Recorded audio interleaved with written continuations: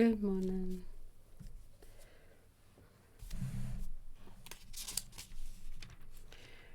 Protagoras, Day 8. I think that I have now sufficiently demonstrated to you, so it's still Protagoras speaking, first, that your countrymen act reasonably in accepting the advice of smith and shoemaker on political matters, and secondly, that they do believe goodness to be something imparted by teaching. There remains the question which troubles you about good men, why it is that whereas they teach their sons the subjects that depend on instruction, make them expert in these things, yet in their own brand of goodness they do not make them any better than others. On this, Socrates, I will offer you a plain argument rather than a parable, as I did before. Think of it like this. Is there or is there not some one thing in which all citizens must share, if a state is to exist at all? In the answer to the question, if anywhere, lies the solution of your difficulty. I like these words. In the answer to this question, if anywhere, lies the solution to your difficulty.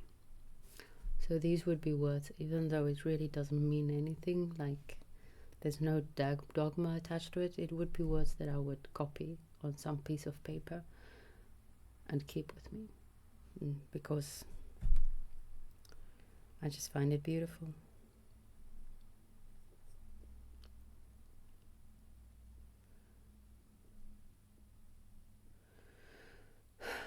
Now I've lost it. If there is, and this one essential is not the art of building or forging or pottery, but justice and moderation and holiness of life, so having virtues,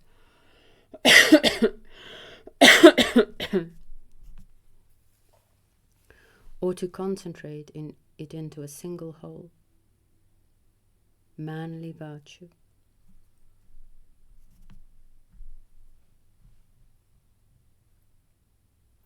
If, I say, it is this in which all must share and which must enter into every man's actions, whatever other occupations he chooses to learn and practice.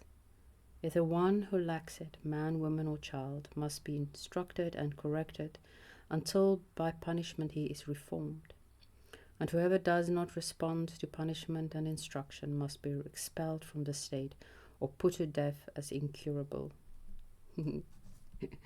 Imagine we killed everyone without virtue today. Without moderation and without holiness of life. Might not be a bad idea. Oh, no, scratch that. I shouldn't say that. Oh, well.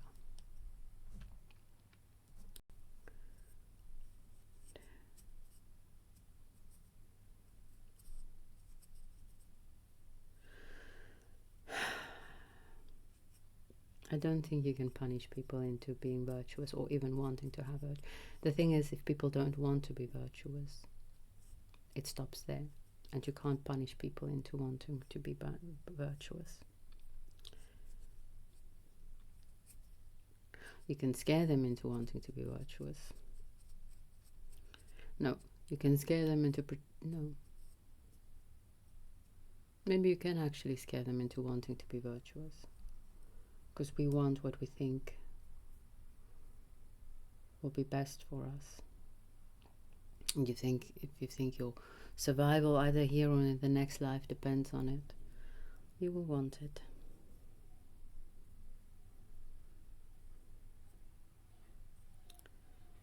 If all this is true, and in these circumstances our good men teach their sons other accomplishments, but not this one thing, then think what extraordinary people good men must be. We have already shown that they believe it can be taught, both publicly and privately, but although virtue can be taught and cultivated, yet it seems they have their sons instructed in other arts, ignorance of which is no matter for capital punishment, but although, if they are left ignorant of virtue and morally uncultivated, they may be punished by death or exile. Not only death, but alienation of property, and in a word, the ruin of their estates. Okay, that is true. You might lose your estate if you don't know how to manage it, but that's not really virtue. You don't need virtue to be a good manager of an estate. Scratch that too. Maybe I should just scratch this whole thing. Scratch this whole thing.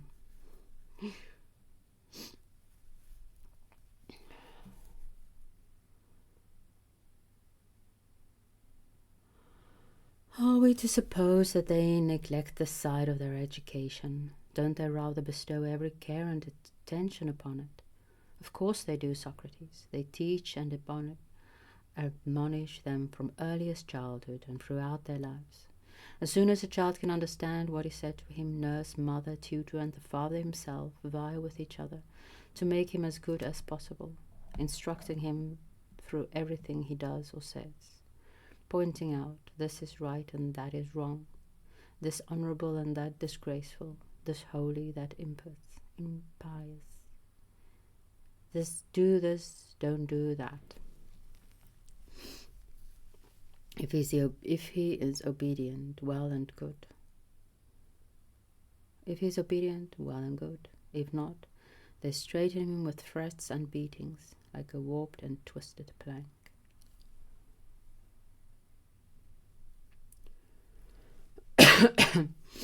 Enculturation.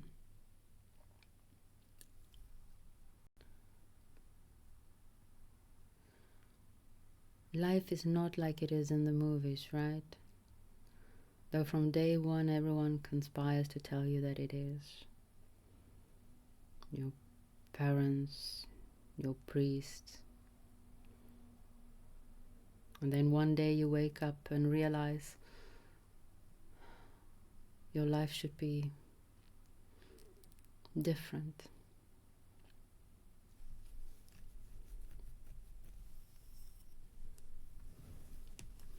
That is a quote.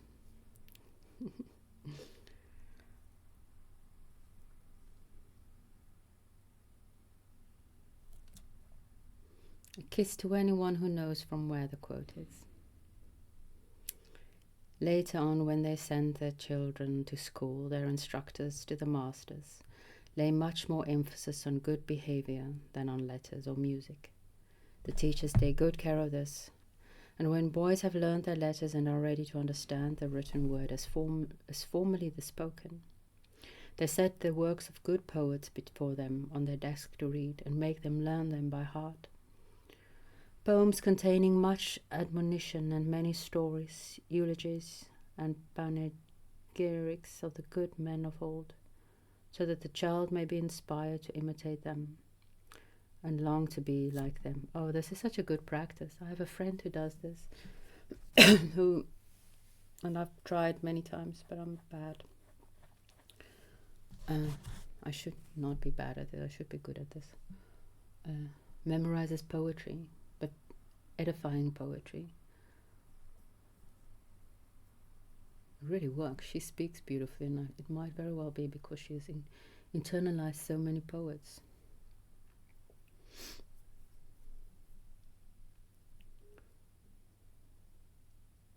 I should bring that back. The music masters, by analogous, I don't know how to pronounce that, methods instill self-control and deter the young from evil doing. And when they have learned to play the lyre, they teach them the works of good poets or of another sort, namely the lyrical, which they accompany on the lyre, familiarizing the minds of the children with the rhythms and melodies. We used to do that. I don't know if music education is still in primary schools.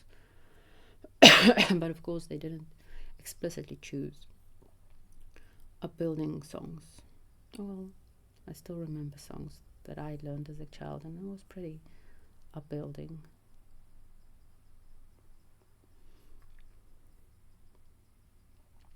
But this means they become more civilized, more balanced, and better adjusted in themselves. More civilized, more balanced, and better adjusted in themselves, and so more capable in whatever they say or do. For rhythm and harmonious adjustments are essential to the whole of human life. Oh, this is amazing. I am actually, where am I going to write it? This is a beautiful, beautiful passage. Just reading it again does not work because I don't come back to it. But this is my diary.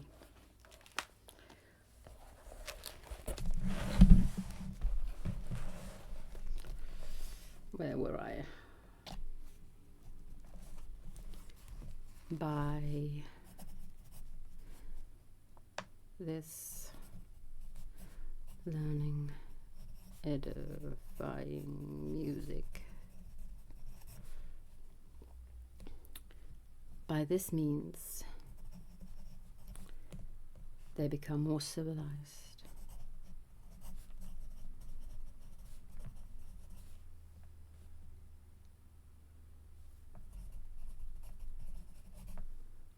More balanced. And better adjusted in themselves.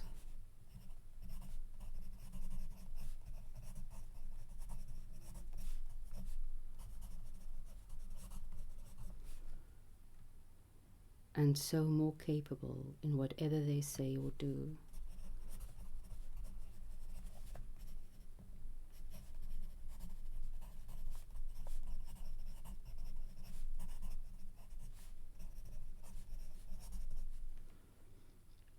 For rhythm and harmonious adjustment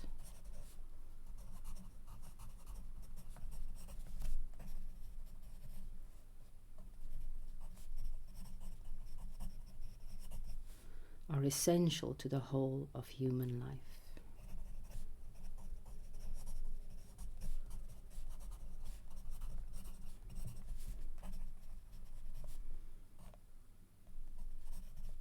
It's beautiful.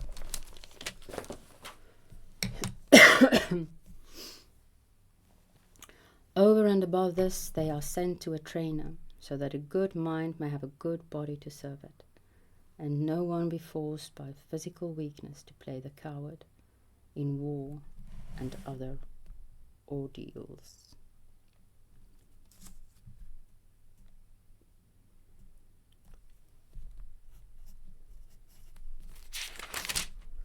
Tot zover ons skriflesing. Be good now.